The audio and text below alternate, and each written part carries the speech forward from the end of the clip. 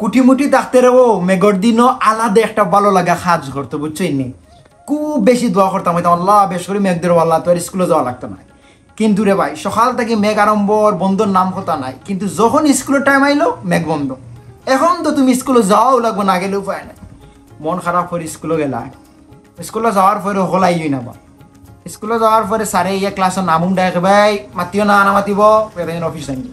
মেঘর দিনও একটা সুবিধা, খুব একটা ক্লাস হয় না, কারণ আমরা দেখে নানি ক্লাস। এরপরে রে ভাই আমরা আলাদা একটা ফুর্তি শুরু হয়। সেও রস খেলাইরাম, রস খয় সিংহ বুলবুল মালে মস্ত, ওই যেন আত দিয়াওলা। আবার কোনো কোনো বন্ধু তারা কিতা খেলাই রাখ ডেস্কের মধ্যে হলম দিয়ে আমরা ক্যারাম বোর্ড খেলাই।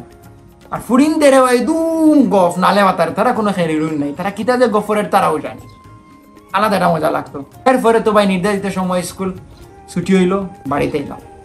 বাড়িতে হওয়ার পরেও রে ভাই সাগর ভাই হতায় মিলিয়ে আমরা শুরু করি লুকালুকি খেয়ে।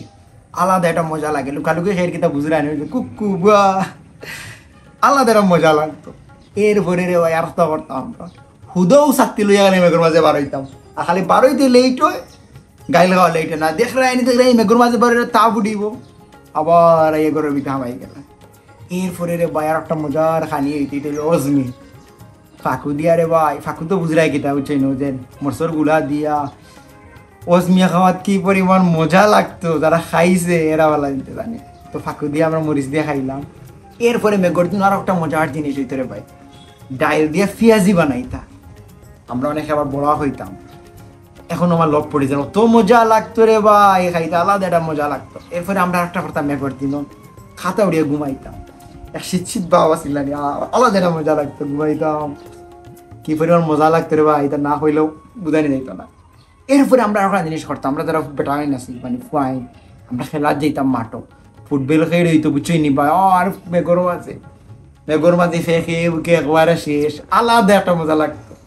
কি পরিমাণ মজা লাগতো, যারা ফুটবল খেলাইছে মেঘর মাঝে একমাত্র তারা জানে, আর কি তাকে বুঝতে পারতো না। এরপরে রে ভাই আর একটা খেলার কথা না হইলে না হয়, এটা লুডো খেলা ভাই। আমরা সবে মিলে লুডো খেলাইতাম। এরপরে হইলো চুর পুলিশ, ওই যে বা দারোগা পুলিশ মন্ত্রী রাজা মেতরতা করে যে কাগজের টুকাত লেখে খেলাইতাম, আলাদা একটা মজা লাগতো। অনেকে তো আবার ক্যারেম বোর্ড খেলাইতাম, ক্যারেম বোর্ড অবশ্য বড় বড় খেলাইতাম। ভিডিও শেষ করার আগে একটা কথা হয়, কোটি টাকা খরচ করলেও আমরা আর ছোটবেলারে ফিরিয়া পাইতাম না। আমরা ছোটবেলা যে আনন্দ করছি, যে মজা করছি, এখন বড় হইয়া হয়তো ভাইগুলো আমরা খুব মিস করি। এখন মাঝে মাঝে ভাবি ছোটবেলায় ভাবতাম কোন দিন বড় হইতাম, আর এখন মাঝে মাঝে ভাবি আগর দিনও ভালো আছে, আগর দিনও মজা আছে। ছোটবেলায় খুব একটা স্বাধীনতা আসিল না, এখন বড় হইলে খুব স্বাধীনতা পাইলাম, কিন্তু এই স্বাধীনতা তো ভালো লাগে না। ছোটবেলার যে পরাধীন আসলাম, স্বাধীন আসলাম না, এরপরেও আলাদা একটা মজা লাগতো, আলাদা একটা ভালো লাগতো।